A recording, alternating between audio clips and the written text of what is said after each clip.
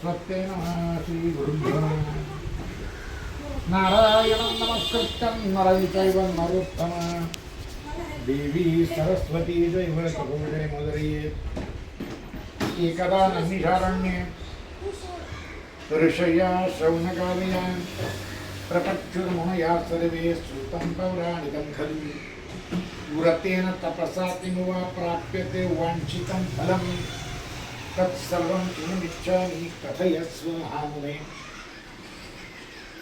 एकदा नारद मुनी स्वर्ग, मृत्यू आणि पाताळ अशा तीनही लोकांमधून संचार करीत असताना संचार करत करत नारद मुनी आपल्या भूतलावरती आलेले आहेत, मृत्यू लोकामध्ये आलेले आहेत आणि या मृत्यू लोकाच्या ठिकाणी अनेक प्राणी मात्र अनेक प्रकारची दुःख उपभोगीत आहेत। अशी दृश्य जेव्हा नारद मुनींनी बघितली मनामध्ये अत्यंत दुःखी झाले।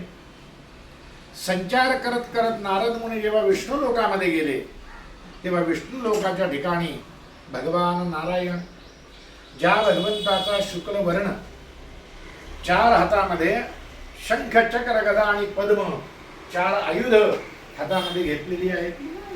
भगवंताच्या गळ्यामध्ये वनमाला आहे आणि वनमाला धारण केल्यामुळे ज्या भगवंताचा कंठ विराजमान झालेला अशा त्या भगवंताला, देवांच्या देवाला, महाविष्णूला नारदाने पाहिले।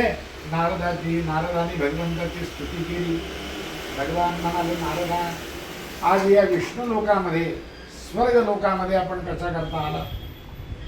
नारद मुनी म्हणाले, भगवंता, मृत्यू लोकामध्ये संचार करीत असताना अनेक प्राणी मात्र अनेक प्रकारची दुःख उपभोगताना बघितली।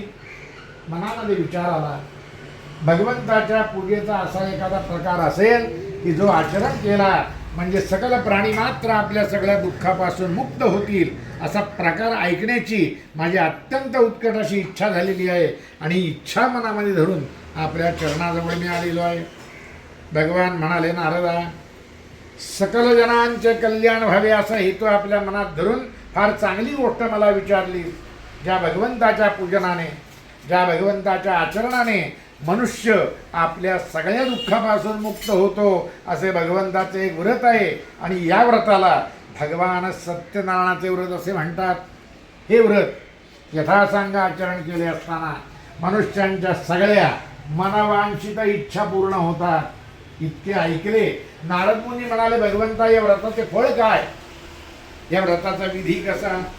हा विधी पूर्वी कुणी आचरण केला?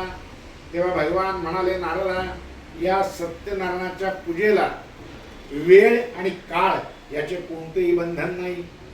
आपल्या मनाला ज्या दिवशी वाटेल त्या दिवशी मोठ्या भक्तिभावाने हे भगवान महाविष्णूचे, सत्यनारायणाचे पूजन करावे, चांगले स्वकर्म आचरण करावे, ब्राह्मण आचरण करावे, आपले इष्टमित्र, गणगोत्र, आपल्या नातेवाईकांना बोलवावे, नैवेद्य अर्पण करावा। नैवेद्य म्हणजे गव्हाचा रवा, तूप, साखर, दूध आणि केळी। देश परत्वे, गहू मिळत नसतील तांदूळाचे पीठ घ्यावे, साखर नसेल गुळाची योजना करावी।